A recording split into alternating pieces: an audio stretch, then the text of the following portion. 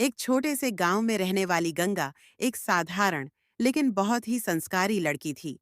उसका जन्म गरीब परिवार में हुआ था, लेकिन वह हमेशा भगवान शिव और माता पार्वती की अनन्य भक्त थी। उसकी भक्ति इतनी प्रबल थी कि वह हर संकट में भगवान का ध्यान करती और अपने मन को शांत रखती। गांव के पास रहने वाले एक अमीर परिवार से उसके लिए शादी का प्रस्ताव आया। यह परिवार बहुत ही धनी था, लेकिन उनकी सोच बहुत कठोर थी। गंगा के माता-पिता इस रिश्ते से खुश थे, क्योंकि उन्हें लगा कि उनकी बेटी अब सुखी जीवन जिएगी। गंगा की शादी धूमधाम से हुई और वह अमीर परिवार की बहू बनकर उनके घर आ गई। लेकिन इस घर में उसे आदर और प्रेम के बजाय अपमान और तिरस्कार मिला। उसकी सास सुशीला बहुत ही घमंडी और कठोर स्वभाव की थी। उसे गंगा की भक्ति और सरलता बिल्कुल पसंद नहीं थी। हर दिन सुबह जल्दी उठकर शिव पार्वती की पूजा करती। वह भगवान के आगे दीप जलाकर प्रार्थना करती और पूरे परिवार के सुख शांति की कामना करती। लेकिन उसकी सास को यह सब बर्दाश्त नहीं था। हमारे घर में पूजा पाठ का कोई स्थान नहीं, ये दिखावा यहाँ नहीं चलेगा, सास सुशीला ने गुस्से में कहा। उन्होंने गंगा को पूजा करने से रोकने की बहुत कोशिश की। कभी उसका पूजा का सामान फेंक देती, कभी उसे घर के कठिन कामों में उलझा देती ताकि वह पूजा न कर सके।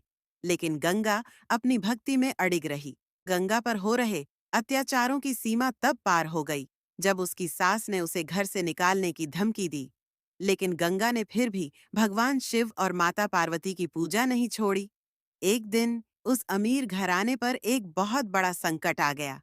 बिजनेस में भारी नुकसान हुआ और परिवार का मान सम्मान भी दांव पर लग गया। घर में हर कोई परेशान था, लेकिन गंगा शांत थी। उसने अपने आराध्य शिव पार्वती की पूजा और ज्यादा श्रद्धा से करनी शुरू की। फिर एक दिन अचानक परिस्थितियां बदलने लगीं। गंगा के पति को एक बहुत बड़ा व्यापारिक अवसर मिला और उनका बिजनेस फिर से ऊंचाइयों पर पहुंच गया। परिवार को समझ में आ गया कि यह सब गंगा की सच्ची भक्ति का फल है। जब सास सुशीला को यह एहसास हुआ कि गंगा की भक्ति ने ही परिवार को संकट से बचाया, तो उसने अपनी बहू से माफी मांगी। वह गंगा के चरणों में गिर पड़ी और बोली, बेटी, मुझे माफ कर दो। मैंने तुम्हारी भक्ति को समझने में देर कर दी।